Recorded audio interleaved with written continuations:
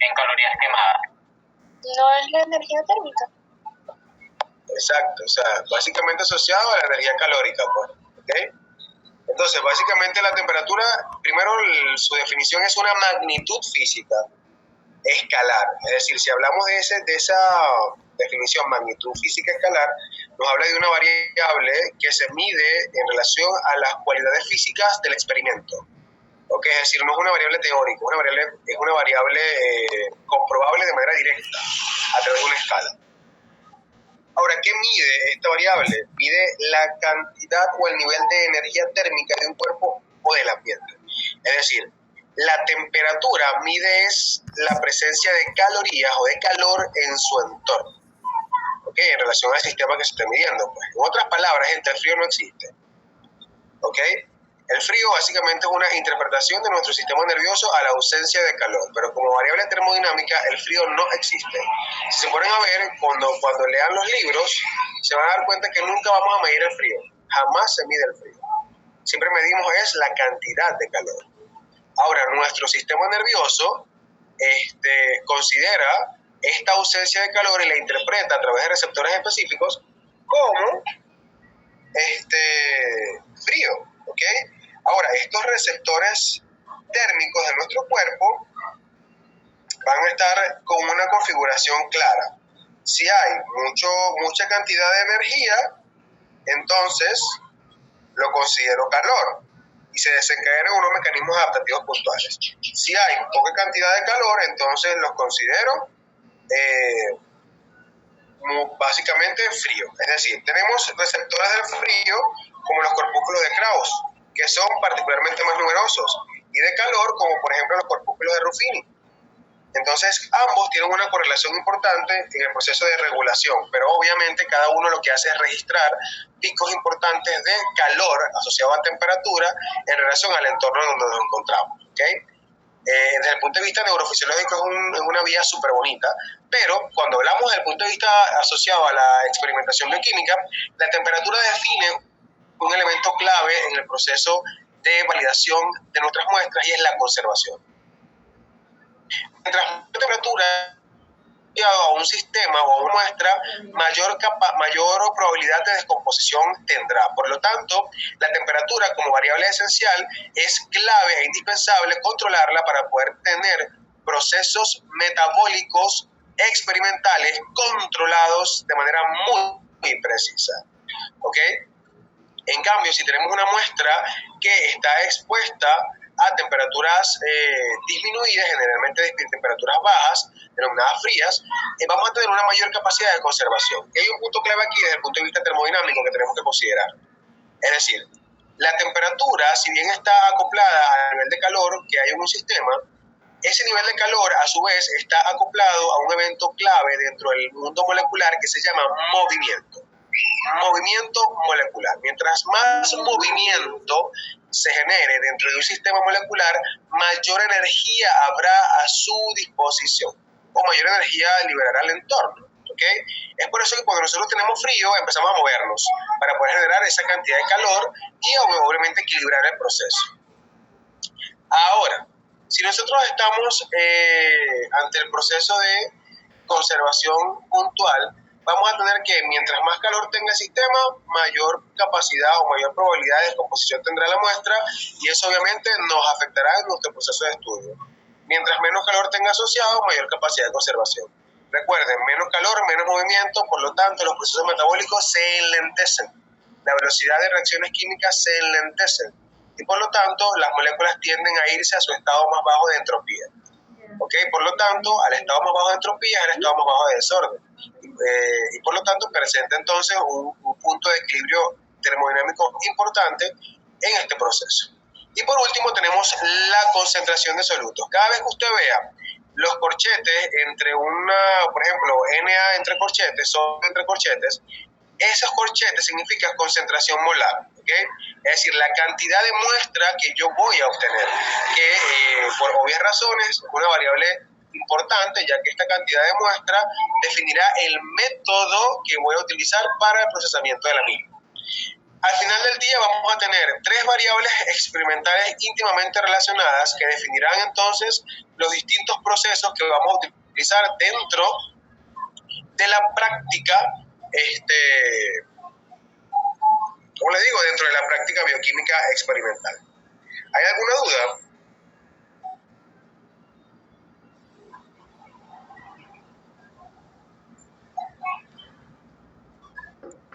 Ok, todo clarito entonces.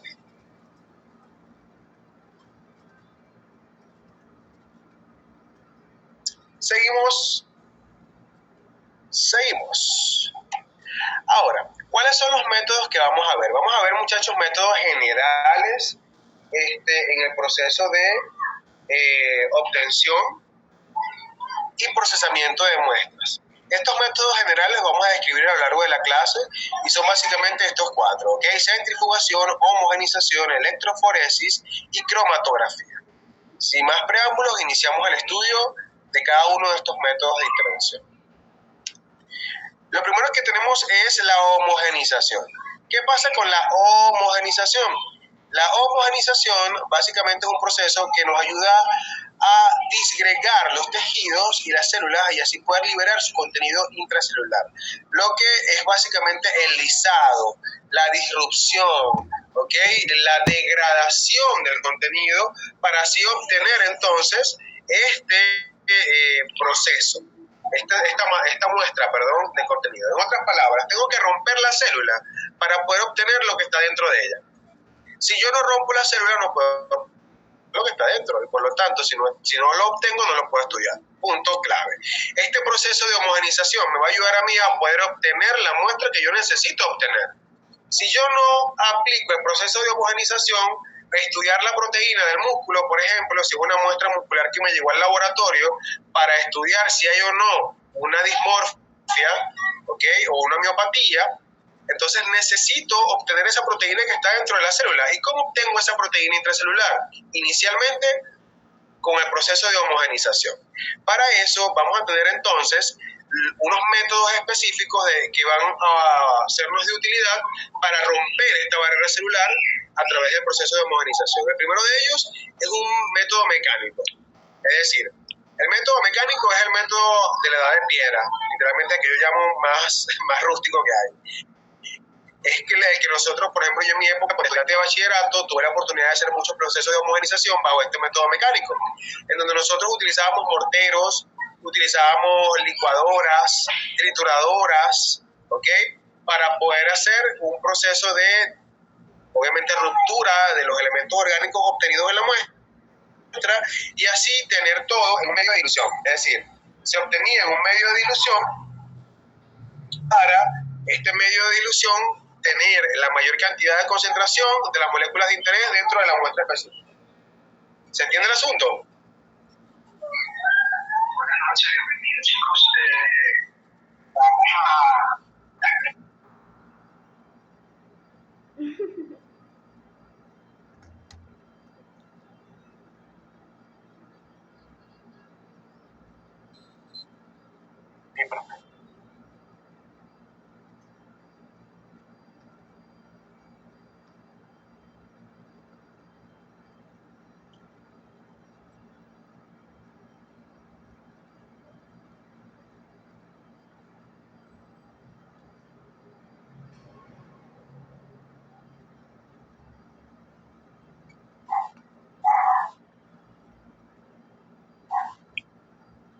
Sorry, muchachos, lo que pasa es que me acabo de conectar a la clase de un diplomado que estoy haciendo y bueno, ahorita le paro pelotas a Entonces, como les decía, este proceso de homogenización es clave para poder entonces obtener una muestra ideal en el proceso de estudio bioquímico. ¿Qué pasa? Este proceso mecánico tiene una desventaja importante. ¿Cuál es la desventaja de la homogenización mecánica a través de morteros, licuadoras o trituradoras? Que muchas veces la calidad de la muestra obtenida se disminuye. ¿Por qué se disminuye? Porque vamos a tener entonces lo que es una afectación de la calidad de la muestra, es decir, van a fraccionarse de manera muy exagerada, quizás fragmentos moleculares que no me convenía que trituraran tanto porque iba a estudiar, por ejemplo, una cadena lineal de átomos de carbono con unas propiedades químicas específicas dentro de la proteína. Entonces hice un procesamiento mecánico tan exhaustivo que dañé esta secuencia de cadenas de carbono y obviamente no es útil para mi estudio focal. Otro mecanismo es el mecanismo físico. ¿Qué pasa? El mecanismo físico utiliza la propiedad física de ondas de choque asociada a una función llamada sonicación. ¿Qué pasa con la sonicación? Aquí vamos a utilizar los llamados equipos de ultrasonido.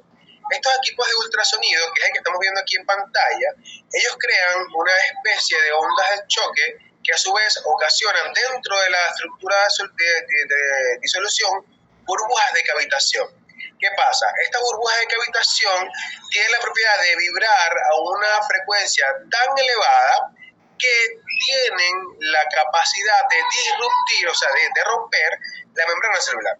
Y si esto ocurre, entonces vamos a tener que, si yo rompo por choques de ultrasonido, ese contenido de la célula se va a liberar. Es decir, en este caso, el proceso de obtención de la muestra es mucho más eficiente. ¿Por qué es mucho más eficiente? Porque solo obtuvo una ruptura de la membrana para poder liberar el contenido interno.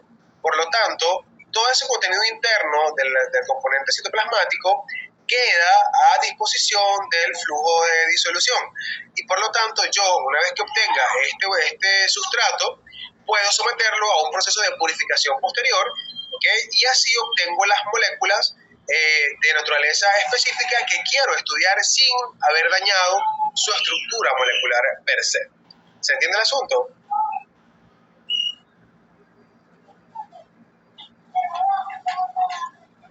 Entonces, en la actualidad, muchachos, en los equipos de estudio bioquímico, tenemos que estos equipos de ultrasonido son uno de los más económicos, ¿ok?, utilizados hasta ahora.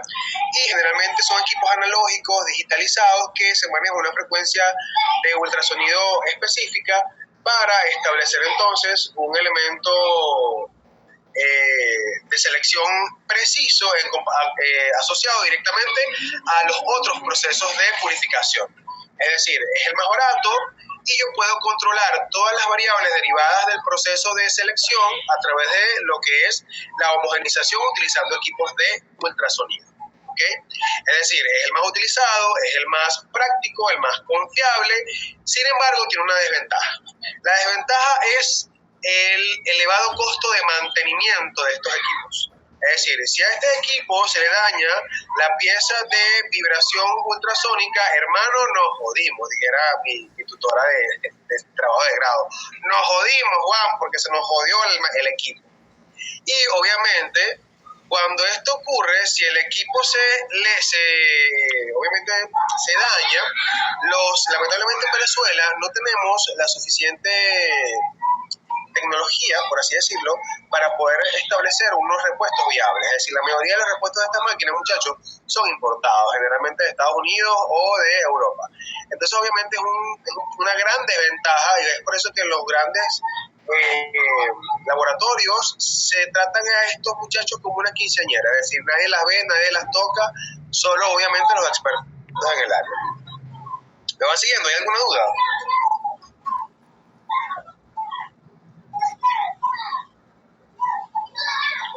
Ok. Ustedes son un caso, ¿vieron? No hacen preguntas. Están viendo por primera vez este tema y no hacen preguntas. Está bien. Bueno, ya va. Eso utiliza el sonido para romper membrana. Correcto. Utiliza básicamente la propiedad de transmisión de energía a través de ondas de ultrasónicas. Supongo que cada material tiene un número específico que se utiliza. No sé si me voy a entender. Sí, claro, obviamente. Cada material es clave. Y obviamente cada material, pero obviamente estamos hablando de materiales biológicos, pues, ¿ok? ¿Cómo se sabe qué frecuencia requiere el material? Esa sería mi pregunta. Porque ya se han hecho estudios estandarizados en cuanto a la cantidad de frecuencia asociada a el material específico, pues, ¿ok? Y generalmente esta estandarización están en tablas. Y en las máquinas ya estandarizadas, como la mayoría de los equipos ultrasónicos, ya está establecido su software de programación. Entonces, ¿qué es lo que hacemos? Básicamente escoger el proceso de diversificación y seleccionar el material específico, dependiendo, incluso en los equipos que yo he utilizado, aparece incluso dentro del tejido biológico qué tejido biológico vas a procesar. O sea, hay unos tan específicos que te aparece si es hígado, si es músculo, hay uno especial que para cerebro. Sin embargo, el de cerebro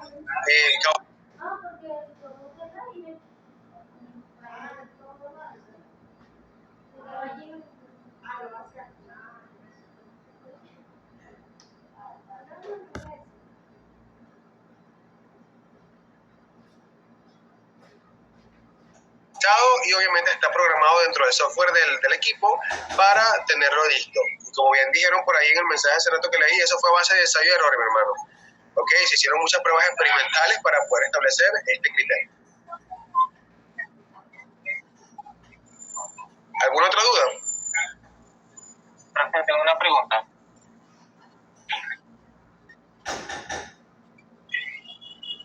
Ok, entonces. Todos los métodos que nosotros vimos, la mayoría de los métodos fueron mecánicos. Hay uno que tenga que ver con la temperatura, porque si las membranas también se rompen, digamos que cuando se calientan mucho, obviamente pueden romperse, pero entonces todo el contenido va cambiando porque se aumenta la temperatura, las estructuras pueden cambiar. Pero ¿qué pasa si se enfrían? ¿Se rompen también? No, si se enfrían más bien se contraen. Es decir, las estructuras se vuelven rígidas, por lo tanto pierden maleabilidad. Puede romperse por acción mecánica posterior a la congelación. O sea que no podría utilizarse, no podría enfriarse, después esperar que cuando se descongelen se rompan y hacer un centrifugado. No aplica para los medios biológicos. Solo aplica para aquellas moléculas que son altamente sensibles a los cambios bruscos de temperatura y que precipitan ante este cambio. Ok.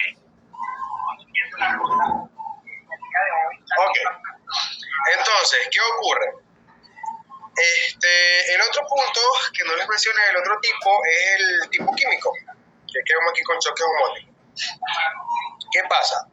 El medio químico está asociado al uso de detergentes. Hay una marca particular que se llama Triton X100. Este Triton X100 es básicamente un disolvente orgánico de uso industrial que se utiliza para solubilizar las membranas lipídicas o enzimas. Es decir, básicamente voy a utilizarlo para degradar las lisosimas y digieren la pared celular. Sin embargo, no afectan de manera particular lo que es los medios intracelulares. Es decir, lo que son las proteínas intracitoplasmáticas, el núcleo. Realmente el detergente tiene una afinidad química, es por la porción lipídica de las membranas.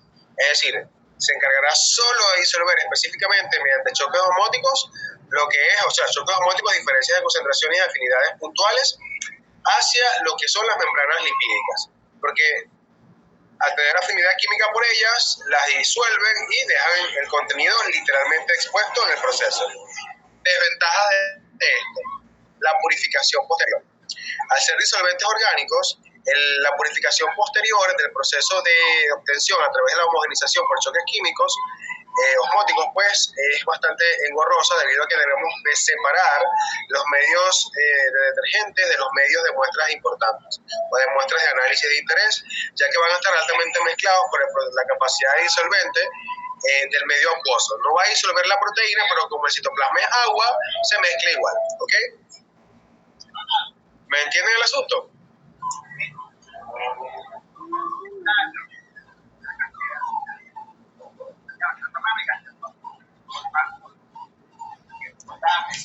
Ok, entonces.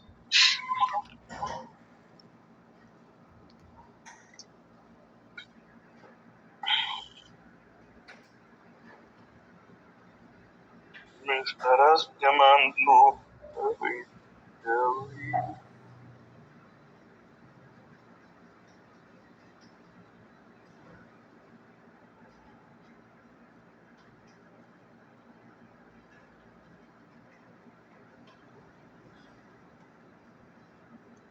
Ok, continuamos.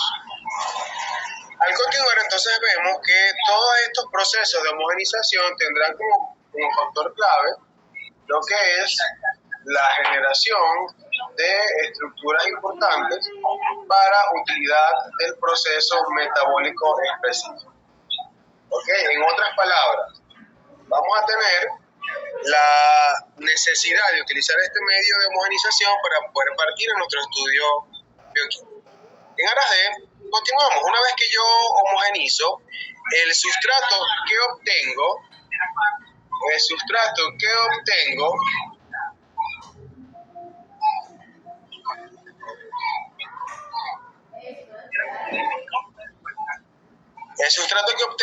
lo voy a someter a un proceso de centrifugación. Y aquí entra un punto clave. La centrifugación es uno de los mecanismos más fáciles, una técnica de separación esencial. Esta técnica de separación permite separar las moléculas en relación de la velocidad de desplazamiento que tengan las mismas en el medio disolutivo y también en relación de su densidad, es decir, en la correlación que existe en relación a la masa y el volumen dentro del material o dentro de la molécula, lo cual va a permitir que en relación a una fuerza específica, que es la fuerza G, ¿ok? ¿Qué es la fuerza G, muchachos? Voy a cerrar el medio. Fuerza gravitacional. Ajá, ¿y cómo mides, cómo sabes qué es esta fuerza gravitacional? Cuéntame. ¿Sabes quién me va a ayudar? Tu tío.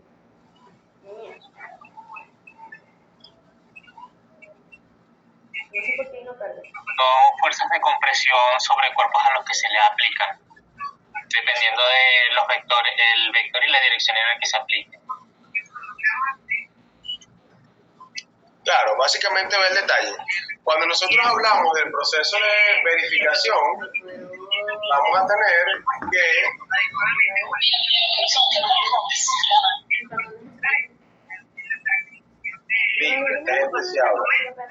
Hoy fue seminario 1, nosotros somos el 2, pero tenemos que entregar esos dispositivos hoy o mañana. En fin, dejo por allá, ahorita les paro de prestar atención.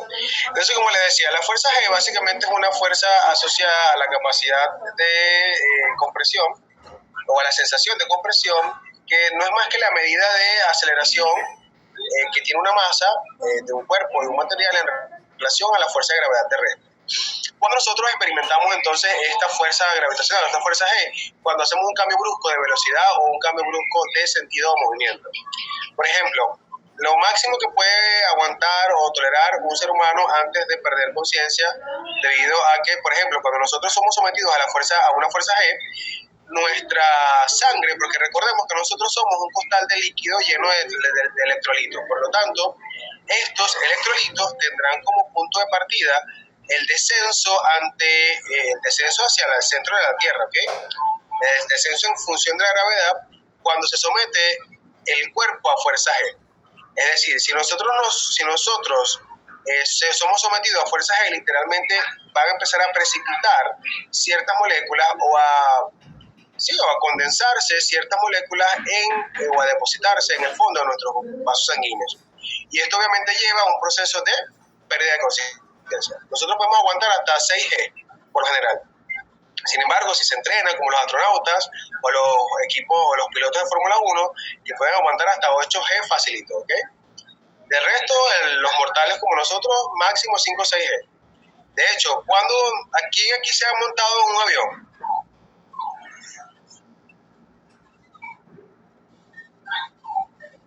ok, los que han tenido la oportunidad de montarse en un avión, cuando el avión despega, usted siente como que se vuelve más pesado y literalmente el cuerpo de usted se vuelve como se atrae hacia el punto inferior.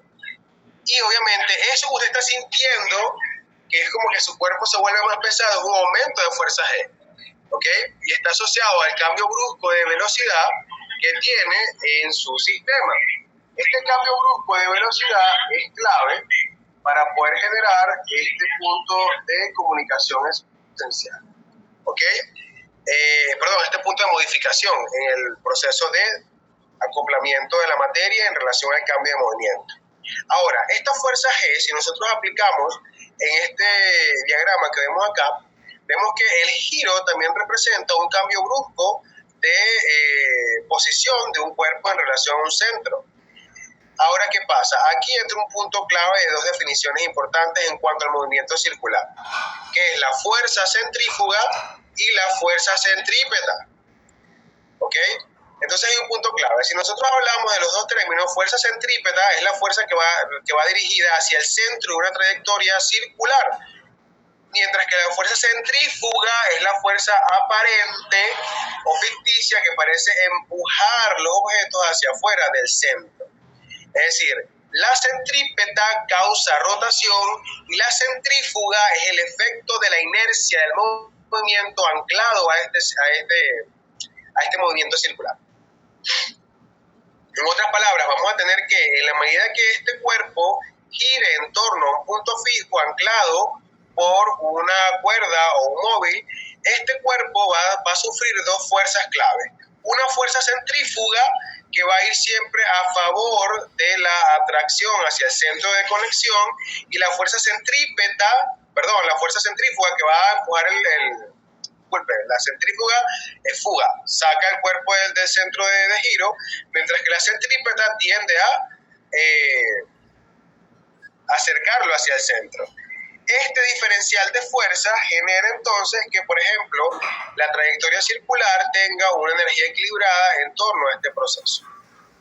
¿Qué ocurre? Esta fuerza centrípeta y la fuerza centrífuga en contrarresistencia, en comparación con la fuerza G típica y acoplada al movimiento, son los elementos claves para entablar el principio físico-químico de separación, ¿ok? En este método de centrifugación. Es decir, nosotros vamos a utilizar estas fuerzas físicas para poder entonces establecer un aislamiento de una molécula puntual o una concentración de moléculas puntuales, ¿ok? Y esto obviamente nos permite a nosotros poder separar en relación a la fuerza centrífuga, ¿ok?, estos elementos. En otras palabras, lo más pesado, lo más denso irá en pro de la fuerza centrífuga, ¿ok?, mientras que lo más liviano o lo menos denso quedará en pro de la fuerza centrípeta, es decir, lo que se deposita en el fondo es las moléculas más pesadas, que es lo que llamamos nosotros la sedimentación. En otras palabras, vamos a utilizar el proceso de centrifugación acoplado a una máquina específica que va a tener un motor acoplado a un sistema de rotación.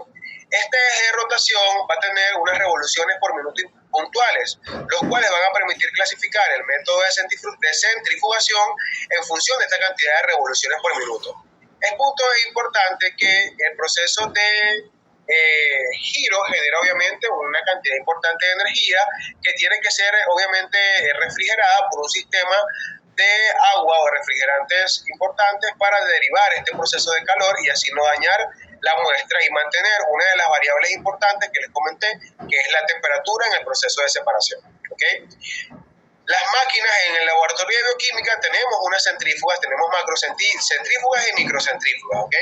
Y anteriormente, antes de que nos desvalijaran, hacíamos experimentos con estas máquinas para separar, por ejemplo, orina, separar muestras sanguíneas, en fin.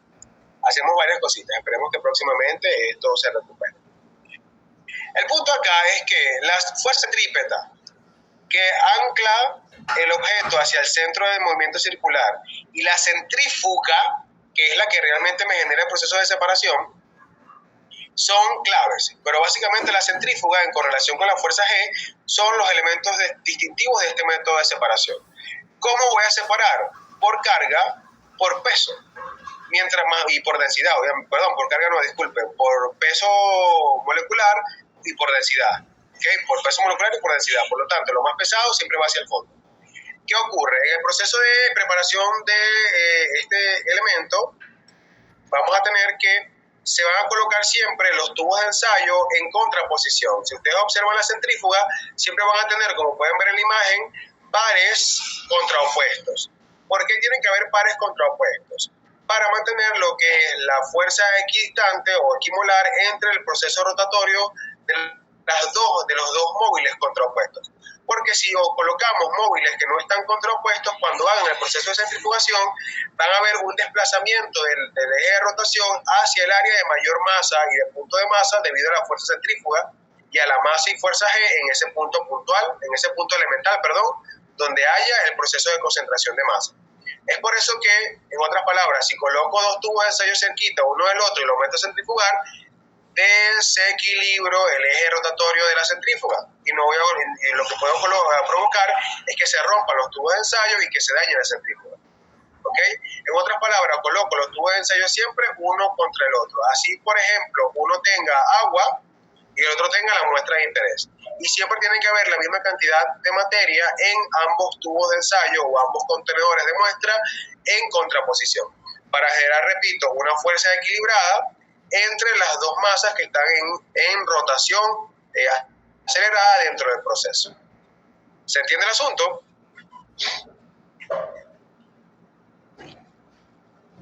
Entonces, ¿cuáles son los principios fisicoquímicos de este método de separación?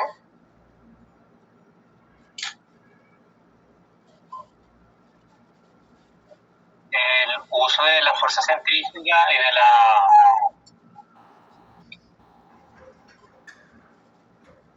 Ok, punto clave. ¿De qué depende la fuerza centrífuga?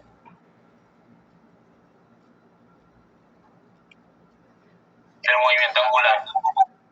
Depende del movimiento angular. En otras palabras, depende del movimiento circular, ¿ok?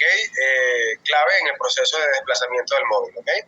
Ahora, si nosotros hablamos de qué depende la fuerza G, ¿de qué dependerá? De la velocidad. Depende de la masa del cuerpo, ¿okay? La masa del objeto y la velocidad y cambio de dirección. Punto clave. No nada más de la velocidad, sino también del cambio de dirección, ¿ok? Entonces, y porque no es igual, por ejemplo, el desplazamiento o la cantidad de fuerza G en línea recta en un espacio plano que la fuerza G en línea ascendente en el mismo espacio. ¿Okay? La fuerza G incrementa con la altura. Entonces, es por eso que los cohetes tienen gran cantidad de combustible para vencer esa fuerza G en relación a los cálculos de la masa del cohete y la fuerza G que se genera el simple hecho de elevarlo de la superficie terrestre.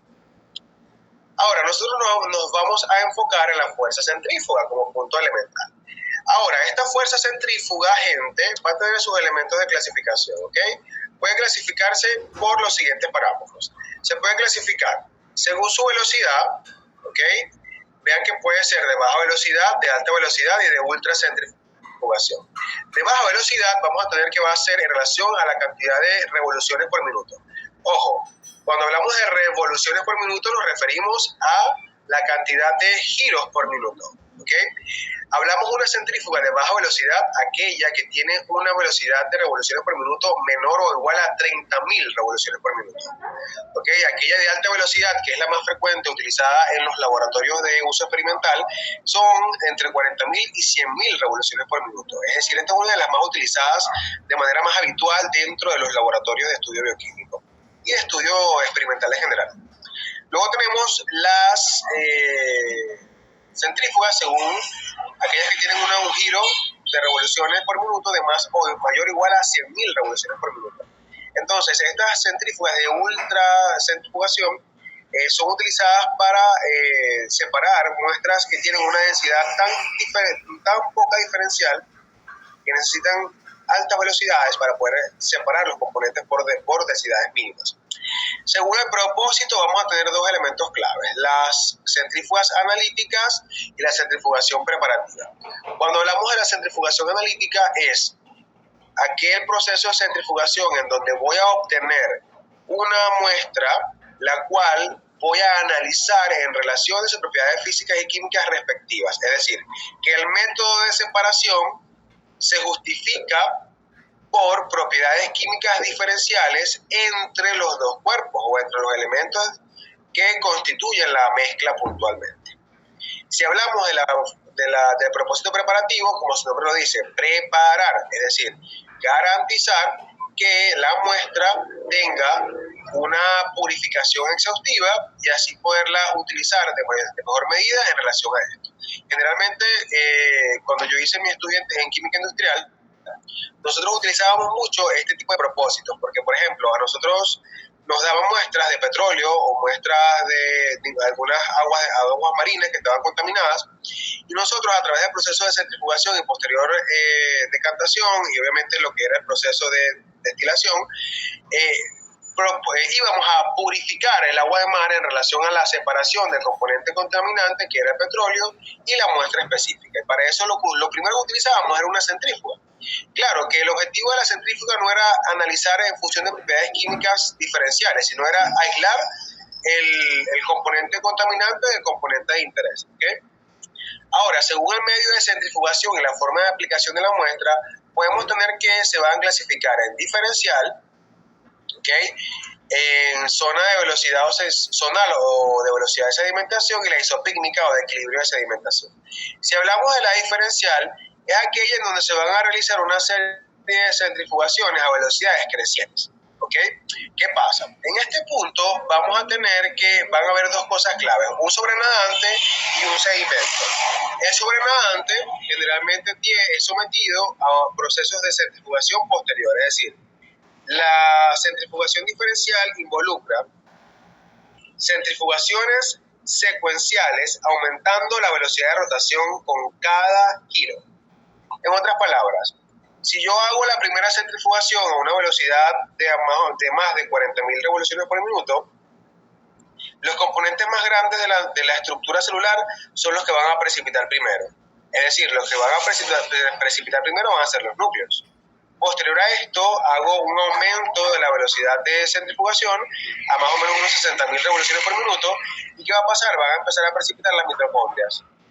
Y luego van a empezar a precipitar los elementos más pequeños y van a crear una especie de capas. ¿Ok?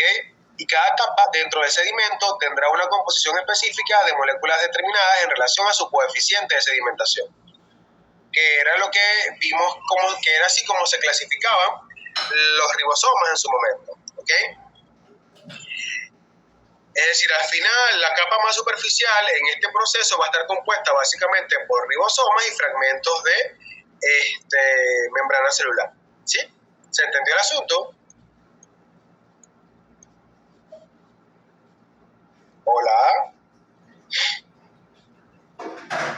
Ahora, la centrifugación zonal o acoplada a la velocidad de sedimentación, esto es un punto determinante. ¿Por qué? Porque esta centrifugación zonal usa un principio asociado a lo que es el gradiente de densidad. Es decir, la muestra se coloca sobre un gradiente de concentración, es decir, se coloca sobre una estructura que tiene una mayor cantidad de concentración de soluto conocido en su haber. ¿Ok? Por lo tanto, cuando hay la mayor concentración de soluto conocido, al centrifugar, las partículas van a viajar hacia la zona donde su densidad coincide con la del medio. ¿Ok? Es decir, vamos a tener que esta zona de velocidad de sedimentación tendrá un punto clave en el proceso de diferenciación por desplazamiento en relación a la concentración del agente de gradiente químico que se utilice como medio disolutivo en el proceso de centrifugación. Es decir, aquel que sea parecido a mi concentración, obviamente para allá me voy a desplazar. ¿Ok? Es por una afinidad de secuencias de densidades, básicamente un gradiente de densidad que va a estar acoplado al proceso. Y por último tenemos la isopícnica o equilibrio de sedimentación. Esto es un punto clave. ¿Por qué? Porque vamos a utilizar el mismo mecanismo anterior, es decir, un gradiente de concentración sobre la muestra. Sin embargo, acá el proceso de desplazamiento hacia el área de densidad va a coincidir de manera exacta. Y obviamente el avance en el proceso de separación es muy lento.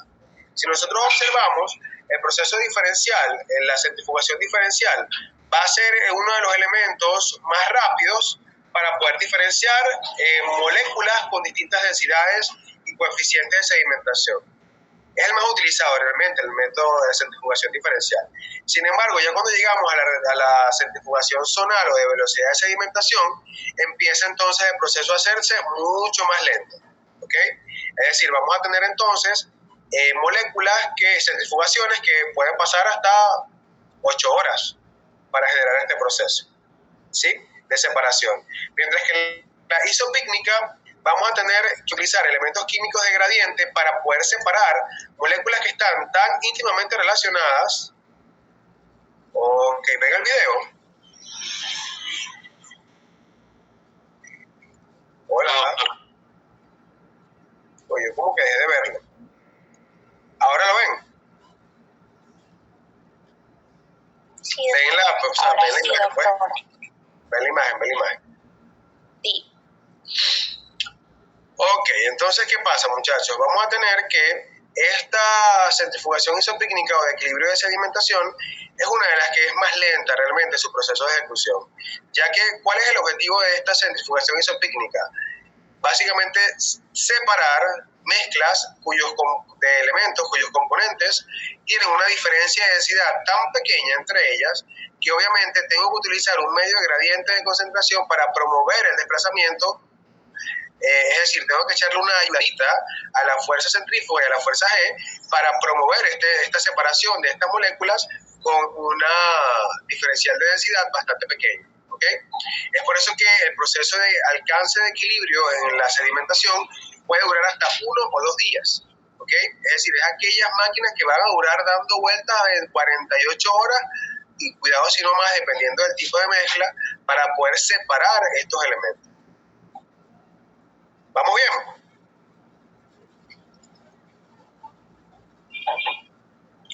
Ok, continuamos.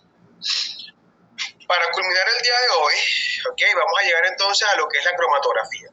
¿Qué pasa? Cuando nosotros hablamos de la cromatografía, hay que estar pendiente que este método nace con un objetivo clásico: separar mezclas complejas. Realmente, gente, la cromatografía es la técnica reina dentro del estudio bioquímico.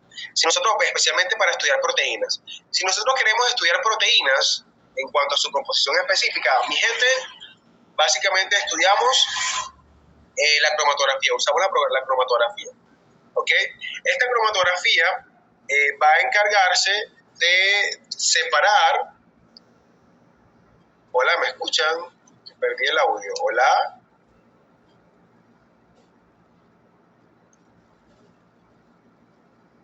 Sí, se escucha, profe. ¿Ahora me escuchan? Hola. Okay. Sí, se escucha. Ok. Tuve como una falla en el retorno. Va. Entonces, como les decía, vamos a tener que la técnica de cromatografía es un método estándar, es el más utilizado, es la reina de los estudios bioquímicos en cuanto a análisis de composición proteica se refiere. ¿Y eso por qué? Porque es un método físico de separación que se utiliza para identificar, pero no nada más para identificar, sino también para cuantificar y purificar los componentes. Elementalmente se basa en la distribución diferencial de componentes en fase estacionaria, sólida o líquida,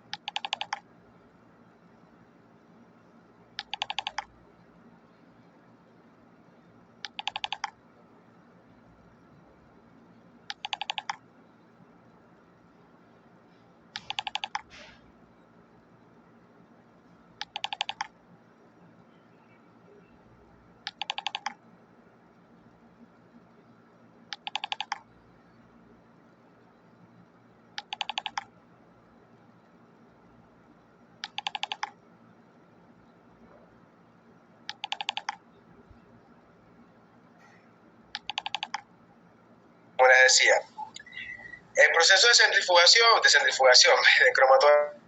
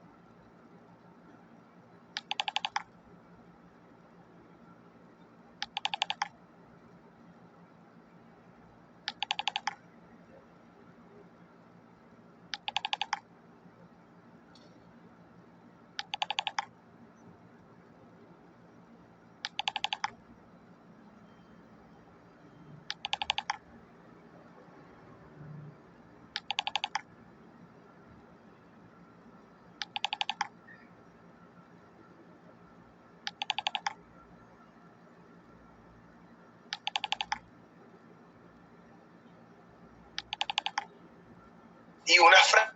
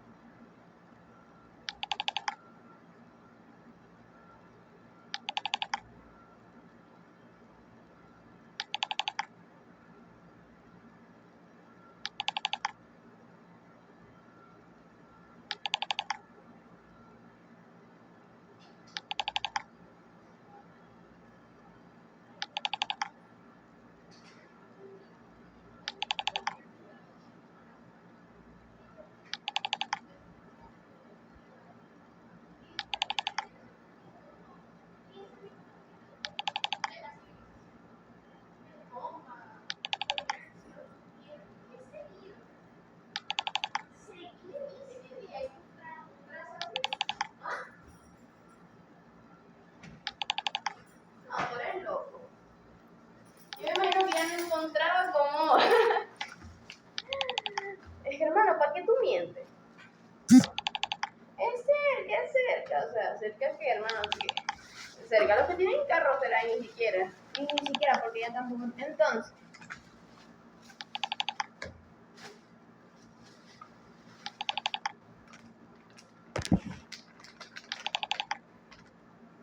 Entonces para colmo, que la distancia, Yuri, la distancia es más lejos de Guanta.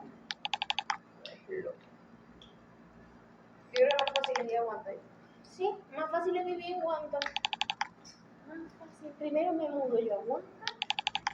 Mira, y a mí me gusta Guanta, ¿viste? No, yo no me quiero mudar. O sea, no. No te estoy diciendo que no me muda. Pero a compararlo con Barcelona, preferiría 1000 veces vivir en Guanta. Ah, bueno, sí, eso sí. Bueno, para Guanta son 2 bucecitos tranquilos, 50 y 50. Ya. Sí, allá también tienes que pagar 50, pero yo no quiero el trecho de 2 buses. Y aparte, llegas rapidito, o sea, tú no te das cuenta y te vas a tratar de Oye,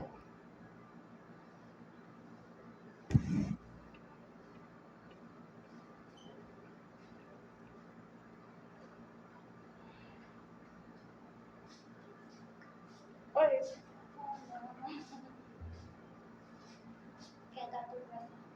no sé, me cortó la llamada. Ujú.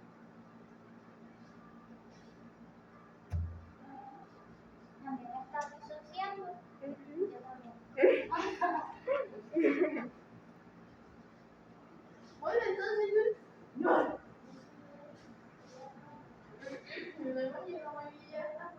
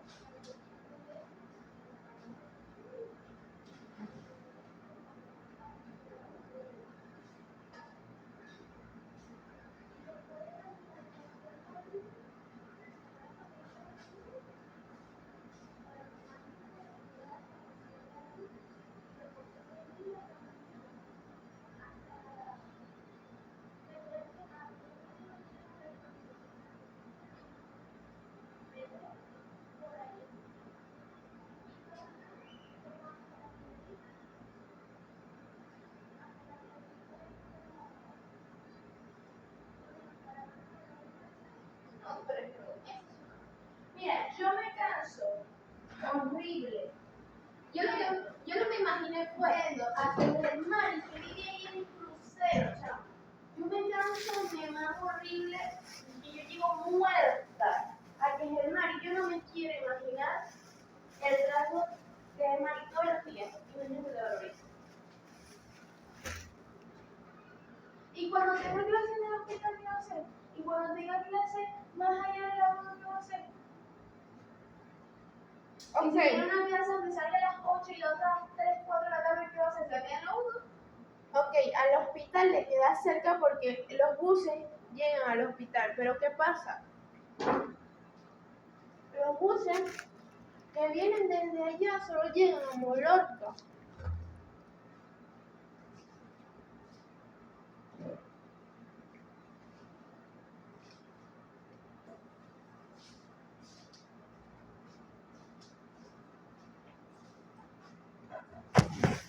Por eso yo le dije, no, a mí no me voy a decir que tal lugar está cerca de yo quiero ir allá en el bus y ver cómo sería pues,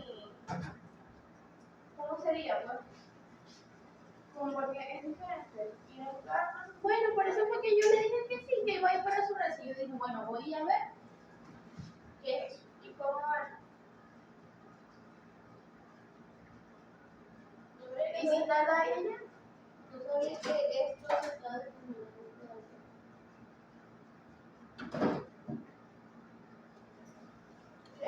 y está Daina. No, Daina se mudó, Daina fue de visita. Ella vive sola con un señor peor. ¿Tú sabes? Si nosotros hubiéramos dicho eso, y ella lo único que había un señor, y que ella vive literalmente sola, pero comparte cocina con un señor. Sí. Sabía.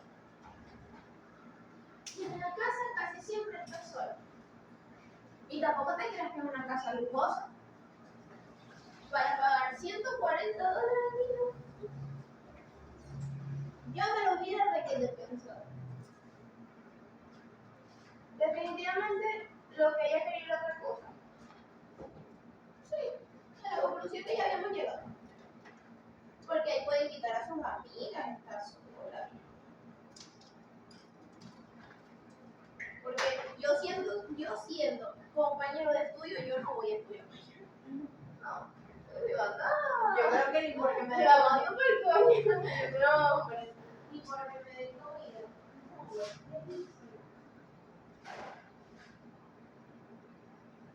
Nosotros salimos del centro a las... ¿qué?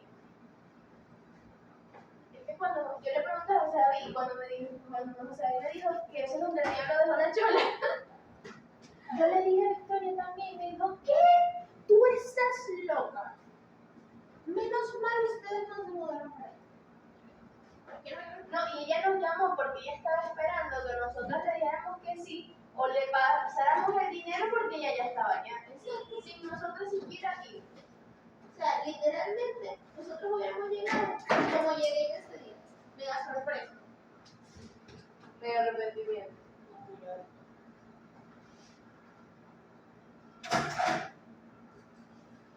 Y que me merece porque ella dice el lugar perfecto. No. De todas las opciones que nos pasó, es el peor.